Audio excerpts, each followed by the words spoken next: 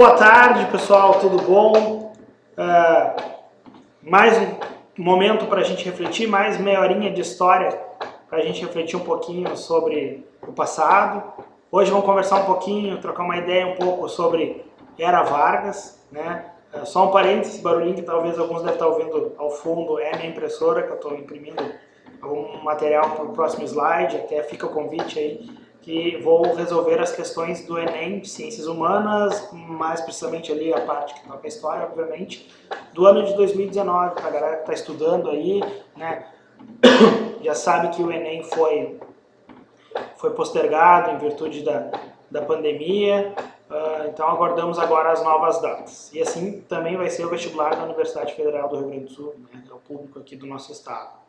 Mas aí a gente vai conversando mais adiante também, que eu pretendo fazer videoaulas com a correção do Enem e também videoaulas com a correção da URGS. Então, mas aí eu vou avisar conforme for. Gente, como eu estava dizendo para vocês, então, Era Vargas, né? Toda vez que na história tu tem essa nomenclatura era, corresponde a um tempo aí próximo de 10 anos, certo? Então, por exemplo, aqui é 15 anos, foi de 1930 a 1945.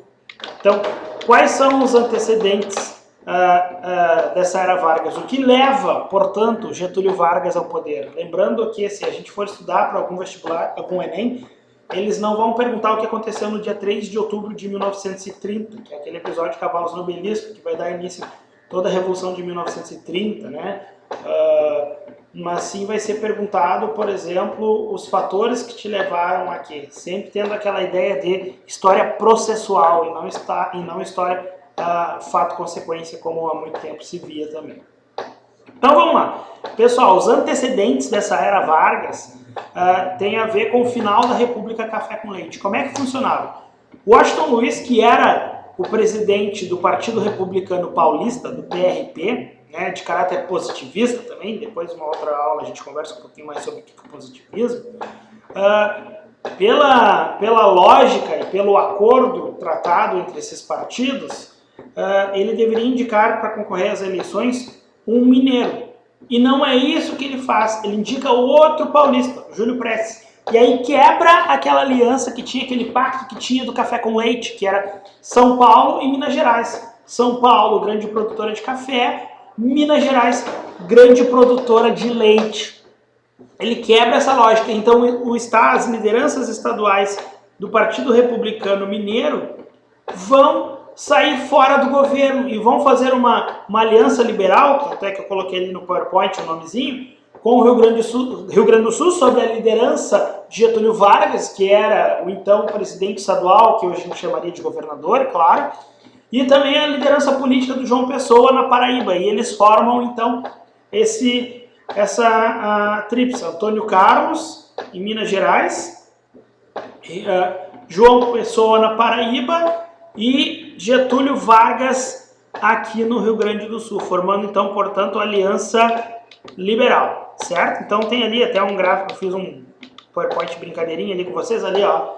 Então é Júlio Prestes, o candidato indicado pelo Washington Luiz, pertencente, portanto, ao Partido Republicano Paulista, contra Antônio Carlos, Getúlio Vargas e João Pessoa, né? Somado a esses caras, tu vai ter os tenentes e os comunistas, exceto o Luiz Carlos Prestes, que sempre levantou a ideia de que o partido, os comunistas em si, não deveriam fazer aliança com, por exemplo, o Getúlio Vargas, porque o Getúlio Vargas, é sabido de todos, ele flertava muito com o fascismo. E vocês sabem que o fascismo e o comunismo são ideologias totalmente antagônicas uma da outra. Então, obviamente, o Luiz Carlos Prestes não via isso com bons olhos. Mas os comunistas entraram nessa associação com Getúlio Vargas, encamparam a ideia do Getúlio Vargas, pelo fato de que os paulistas e mineiros, na época do café com leite, formavam, então, portanto, uma elite, né? Uma elite opressora, e que, claro, a classe trabalhadora, aí, no caso,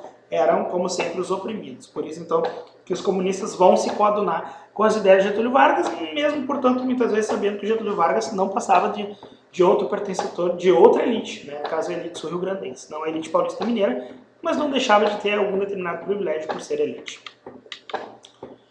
Bom, aqui a imagenzinha dos três, tá?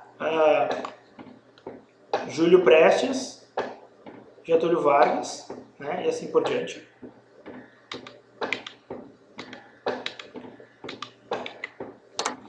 Bom, o que vai colaborar, então, como eu disse para vocês, para o golpe de 1930, né? Para o dia 3 de outubro de 1930? Primeiro foi a morte do João Pessoa. Essa morte do João Pessoa, um assassinato, foi atribuído, então, às frentes paulistas do Júlio Prestes e que, portanto, fez com que o Getúlio Vargas motivasse os seus aliados a subirem nos trens que rumavam ao Rio de Janeiro na época, a cavalo.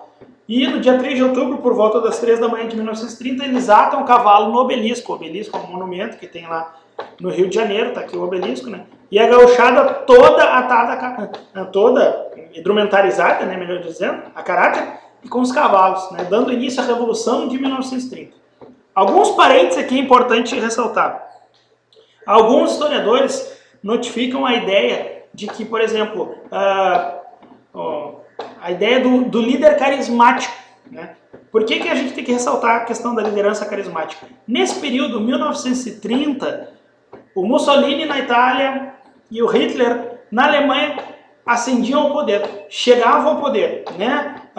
E chegaram ao poder através de eleições, e essas eleições, né, fizeram com que eles tivessem uma grande simpatia da população dos seus países, né? Tendo em vista, por exemplo, que o Hitler tinha um apreço muito forte pela Alemanha, pelo fato de que ele foi um cara que lutou na Primeira Guerra e assim por diante, carregava todo o ethos alemão. No livro Mein Kampf, Minha Luta, que ele escreve enquanto ele esteve preso na Primeira Guerra Mundial, vai falar toda a questão de como e por que ele tinha as ideias que ele teve, que foram ideias desastrosas. Não preciso aqui nem mensurar a questão da exclusão racial, né? Da exclusão étnica, da exclusão religiosa, da exclusão de orientação sexual e assim por diante. Não vou nem entrar nesse assunto, que é algo estúpido, né? E a gente pode até separar um material para isso mais tarde. Mas a ideia ali é mostrar como que ele pretendia chegar ao poder. E está muito norteado através do carisma. E o Getúlio Vargas, como eu disse para vocês, é o cara que flertava com o fascismo, né? Diga-se passagem, flertava tanto que ele era o fascista à moda brasileira, né?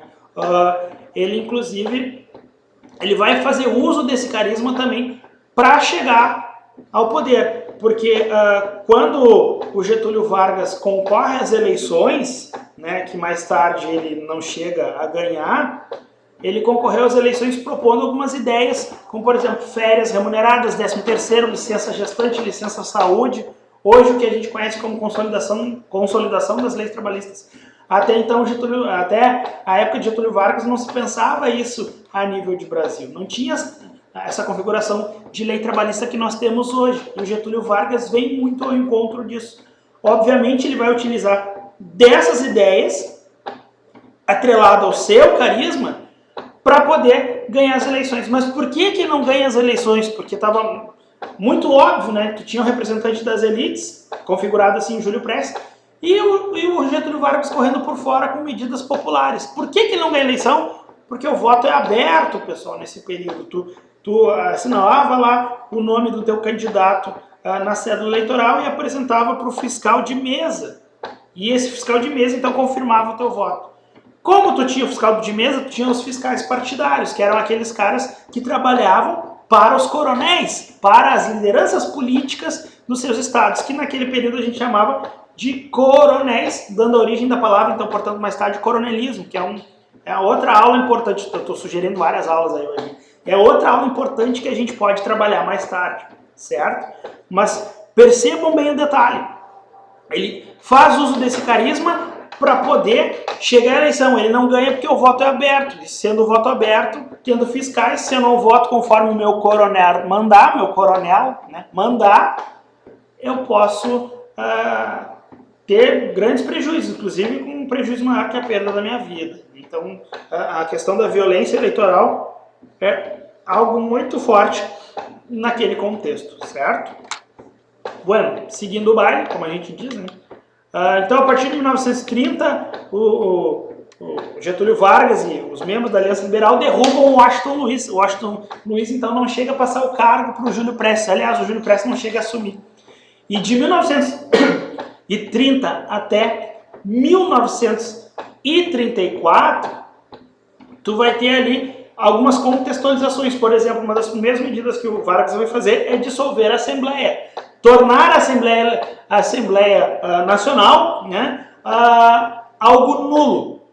Ele introjeta no Brasil os interventores estaduais, né? Por exemplo, aqui no Rio Grande do Sul o interventor estadual vai ser o Flores da Cunha. O Flores da Cunha então tem um grande apreço no momento inicial pelo Getúlio Vargas e ele vai acabar se tornando interventor estadual. Depois vai ser o Daltro Filho na sequência, tá? Porque aí vai ter o Flores da Cunha vai ter uma incompatibilidade com o Getúlio Vargas, a ponto do Getúlio Vargas afastado do poder e colocando então o general Daltro Filho. Certo? Desculpa. O general Daltro Filho, tá? Bom, em 1932 vai acontecer uma revolta constituinte liderada por São Paulo, certo? Essa revolta constituinte ela vem muito ao encontro do que o Getúlio Vargas pregava, que deveria ter no Brasil uma nova Constituição e que essa Constituição deveria ter algumas inovações, por exemplo, como o voto feminino e assim por diante. Só que o Getúlio Vargas tenta retardar ao máximo essa Constituinte, né? E esse atraso dessa Constituinte vai levar, claro, a pressões, sobretudo da oposição derrotada, né, no golpe de Estado que o Getúlio Vargas proporcionou. Em 1932, então, o Estado de São Paulo se levanta querendo uma Constituinte. E aí é que o Getúlio Vargas, então, mais tarde, ali em 1934, vai lançar essa nova Constituição. Percebam aqui uma coisa, ó. De 1930 a 1934, nós nomenclaturamos, né, os historiadores, como sendo o governo provisório. Por que se fala em governo provisório? Porque quando o Getúlio Vargas assume o poder, né, em 30, ele diz que ele está indo lá para estabilizar a situação até que as coisas se normalizem. E logo ele sairia. Só que esse logo ele sairia, ninguém ia entender que ia durar praticamente 15 anos. Certo? Mas o que a gente tem de característica importante desse governo provisório? A criação dos exames vestibulares, certo? Esses exames vestibulares é o exame que até hoje tem algumas instituições superiores, embora, claro, o Enem já tenha um grau de importância maior, mas é a prova que faz com que o sujeito saia dos seus ensinos básicos para chegar à graduação, à faculdade. Sindicato pelego, essa expressão pelego é muito forte, certo? Qual é a ideia do sindicato pelego? O que é o pelego? O pelego é aquilo que tu bota em cima do lombo do cavalo para te poder montar. Temos 3 personagens aí para configurar o sindicato pelego. O cavalo, o pelego e o cavaleiro. Nessa situação, quem é o cavalo? O povo. Quem é o pelego? O presidente do sindicato.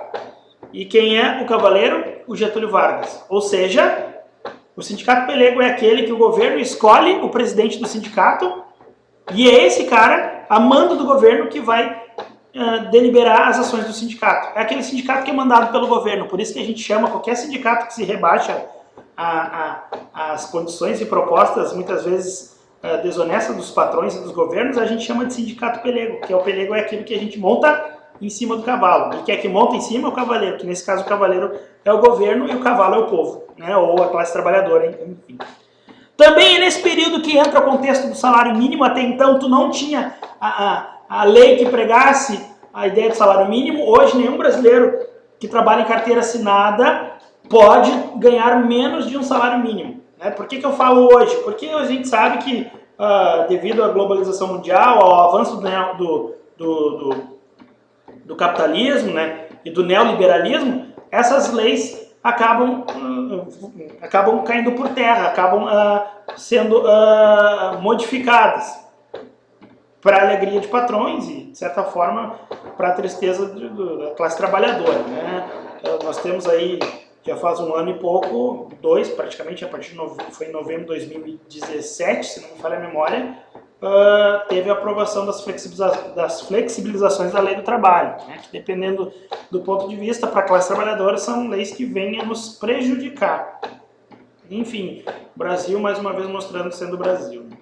Temos aí também a carteira de trabalho, né, a boa e velha carteirinha azul, que lá vai preencher teu histórico de trabalhador. As férias, eu botei ali, de vocês estão chegando agora com essa questão do coronavírus, não sei como é que vai ser a situação, mas, enfim, quando eu fiz esse PowerPoint, tem um tempinho já, eu fiz ele próximo às férias de junho, né, que quando em tempos normais seriam esse período de momento de aula que eu ia ter.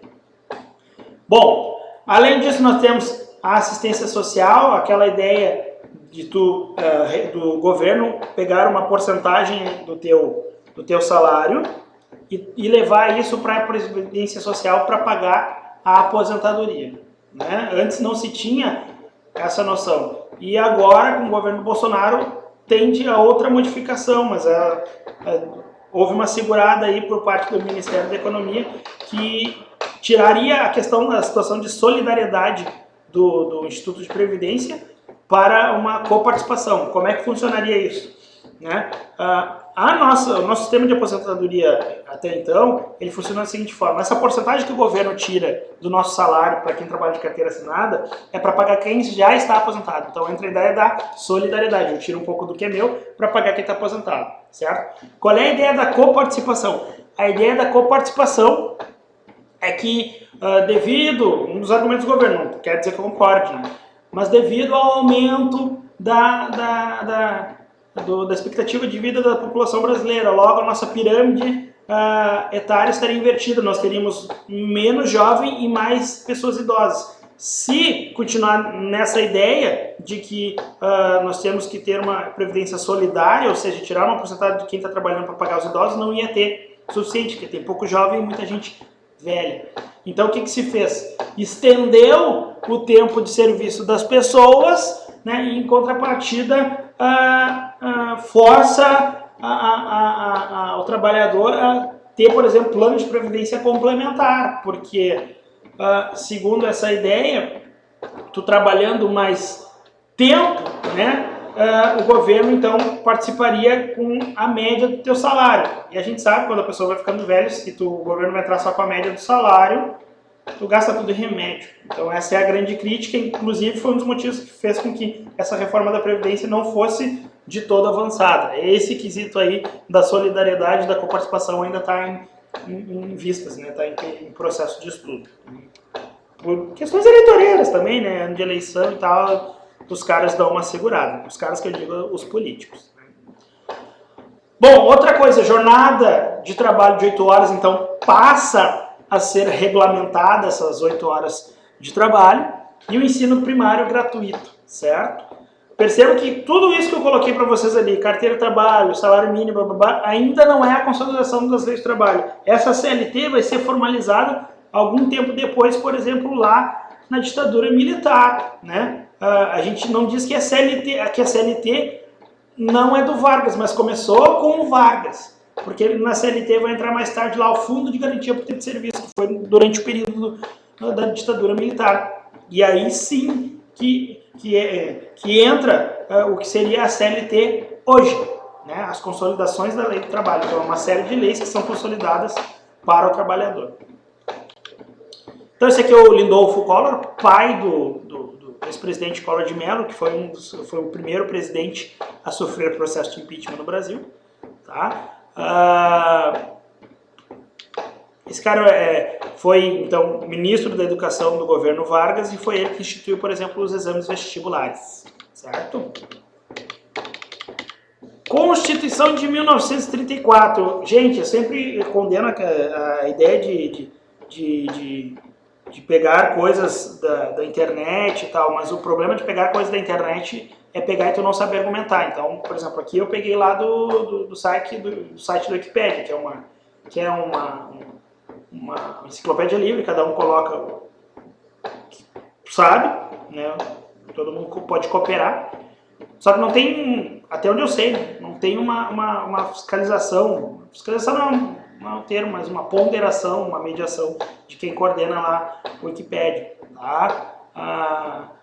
Então, tu pode botar qualquer coisa. Mas desde que, por exemplo, tu pode usar ela no trabalho, não tem problema, mas desde que tu saiba o que está sendo falado ali, é de grande valia. Então, por exemplo, em 34 foi instituído o voto secreto, antes era o voto aberto, que é aquela situação que eu falei no início.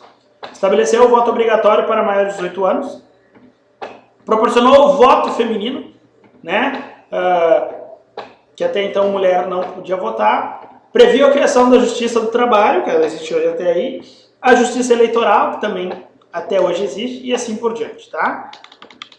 Algumas outras coisas eu estou passando aqui, mas é a redundância daquilo que eu tinha falado antes. Em 1934, tu muda então a estrutura de governo, tu passa do governo provisório para um governo constitucional, porque a partir de 1934 entra uma outra Constituição brasileira, né? Sai aquela do início da República e entra agora a Constituição de 1934. Nós vamos ter aí, nesse contexto, alguns movimentos sociais importantes. Hoje, por exemplo, nós temos o movimento social do Brasil de direita e de esquerda. Nós temos na direita o MBL, na esquerda nós temos aí, por exemplo, o MST, vários conglomerados, conglomerados não é bem o termo, né, mas nós temos aí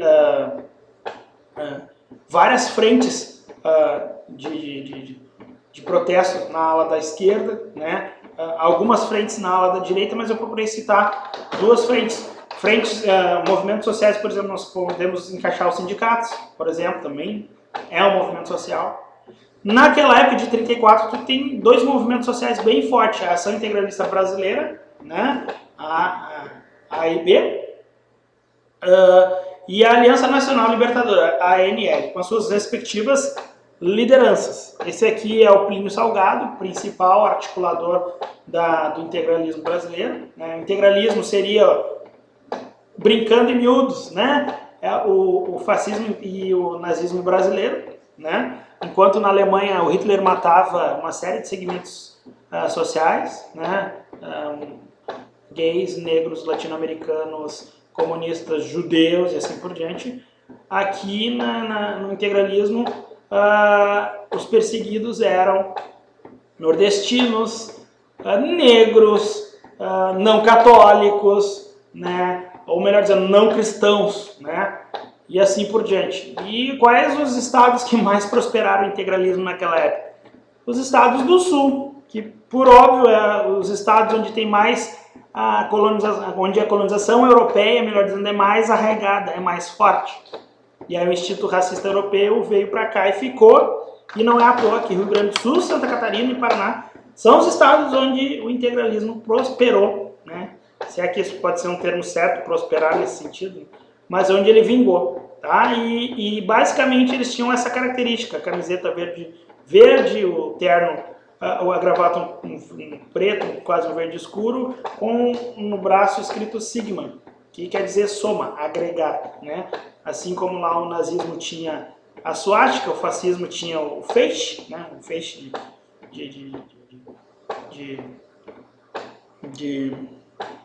enfim, agora me falhou, um feixe de trigo, se não me falha a memória, agora me falhou. Se alguém quiser me corrigir depois, por favor, sinta-se à vontade, né? A gente não é detentor da sabedoria. Mas tinha lá, esses segmentos sociais de extrema-direita aí tinha alguns símbolos importantes. O Brasil era o signo, né? E o grito de guerra dos caras era Anauê, Tupi-Guarani. Aqui são duas pessoas emblemáticas na história do Brasil, né? Tem aí o Luiz Carlos Prestes e a Olga veio para cá para o Brasil, acabou conhecendo, foragida lá do Hitler, acabou conhecendo Luiz Carlos Prestes, se casaram, ela judia e comunista, foi pega aqui no Brasil pelo governo Vargas, foi entregue de mão beijada lá de volta para o Hitler, presa, né?